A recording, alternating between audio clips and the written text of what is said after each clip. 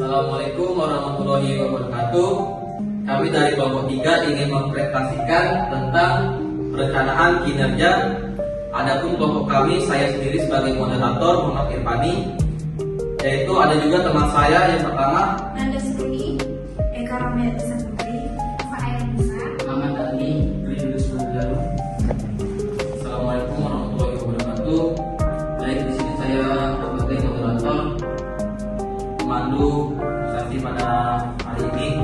Adapun pemateri yang akan menyampaikan ini yaitu Eka Ramyati Saputri. Saya persilakan. Baik, terima kasih kepada moderator atas waktu yang diberikan kepada saya. Baik, di sini saya akan menjelaskan tentang perencanaan kinerja. Baik, di sini saya akan menjelaskan tentang perencanaan strategis. Perencanaan strategis adalah proses yang dilakukan suatu organisasi untuk menentukan strategi atau arahan, serta mengambil keputusan untuk mengalokasikan sumber dayanya, termasuk modal dan sumber daya manusia untuk mencapai strategi. Tindakan yang dapat dilakukan untuk memaksimalkan perencanaan strategis: yang pertama, mengartikulasi strategi dengan jelas; yang kedua, menemukan keseimbangan yang tepat antara stabilitas dan fleksibilitas; yang ketiga, memelihara review tahunan terhadap masalah utama; yang keempat, mengimplementasikan review kuartalan; yang kelima, mendanai rencana tindak terbaik, bukan menegosiasikan budget; 6. Memindahkan perencanaan dan pengambilan keputusan pada tim terdepan; yang ketujuh, mendorong pemikiran kreatif; yang kedelapan, memberikan suara strategis kepada setiap orang; yang kesembilan, mengkomunikasikan strategi secara efektif; yang 10, menggunakan skenario perencanaan untuk merespon dengan cepat terhadap kejadian yang tidak terprediksi; dan yang terakhir, menyediakan coaching, informasi, dan peralatan.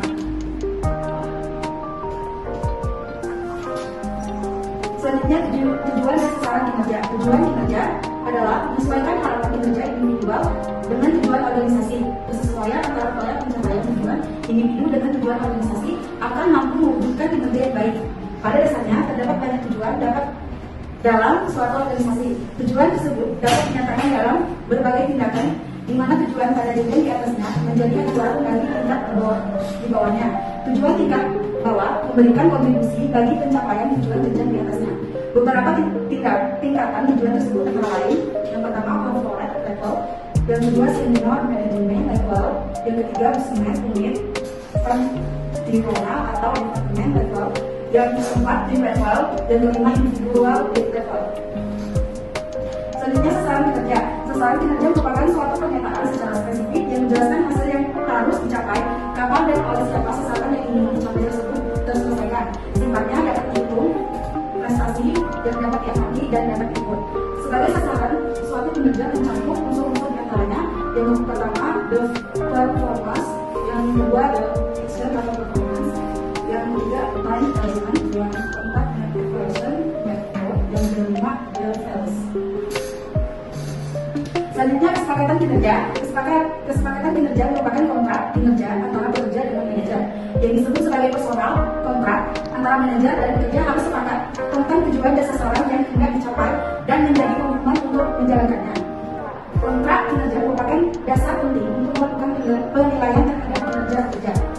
Kesepakatan kinerja juga dikenal sebagai perjanjian kinerja, menetapkan pengharapan dan pekerjaan yang harus dilakukan, hasil yang harus dicapai, dan atribut keahlian, pengetahuan, dan kepiawaian serta kompetensi yang diperlukan untuk mencapai hasil tersebut. Juga mengidentifikasikan ukuran yang harus dicapai untuk mengatur, mengevaluasi, dan menilai kinerja. Selanjutnya, perencanaan kinerja. Perencanaan kinerja merupakan proses di mana pekerja dan manajer bekerja bersama merencanakan apa yang harus dilakukan pekerja serta mengerjakan, mendefinisikan bagaimana kinerja harus diukur, mengidentifikasi dan merencanakan mengatasi hambatan dan mendapatkan saling pengertian tentang pekerjaan. Yang pertama, tujuan perencanaan kinerja. Perencanaan adalah jalan atau cara untuk mengaplikasi dan merekam perubahan. Selanjutnya, perencanaan juga dapat menghindari atau setidak-tidaknya memperkecil tumpang tindih dan pemborosan. Perencanaan menetapkan tujuan-tujuan dan standar-standar yang akan digunakan untuk memudahkan pengemasan.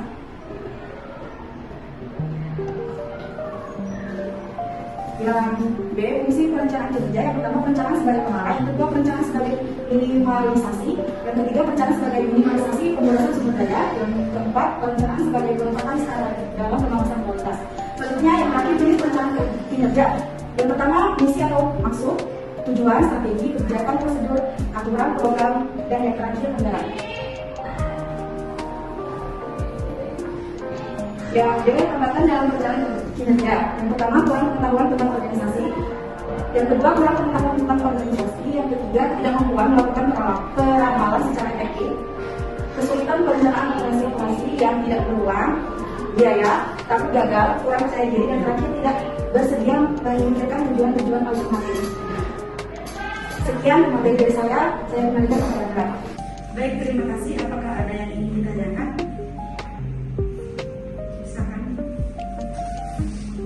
Baik, perkenalkan saya yang Vita Indonesia ini perwakilan dari kelompok 2 yang ingin saya tanyakan mengenai dalam sebuah perencanaan kinerja, kira-kira apa saja faktor yang mempengaruhi sebuah perencanaan dari kinerja pekerjaan. Mungkin itu dari saya, terima kasih. Ada lagi?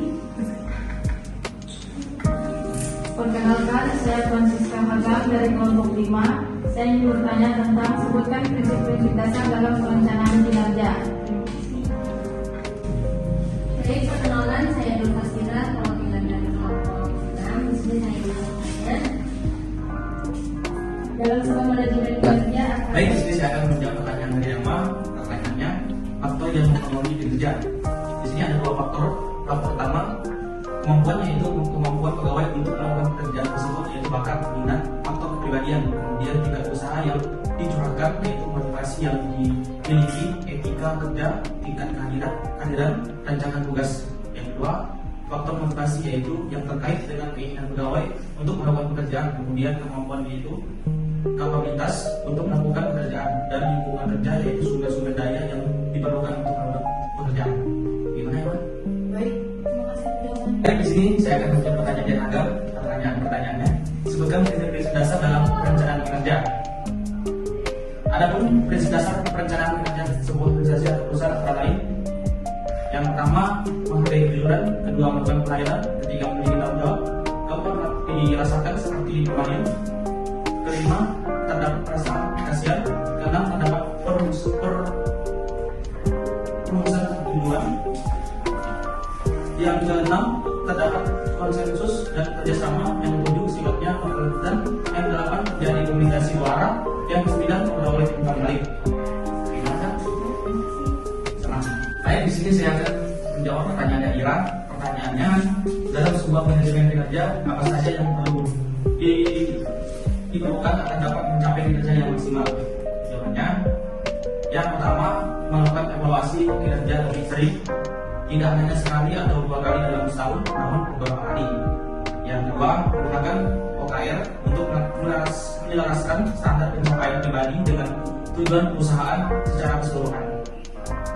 Yang ketiga, mengembangkan sistem feedback secara mingguan agar monitoring bisa lebih efektif.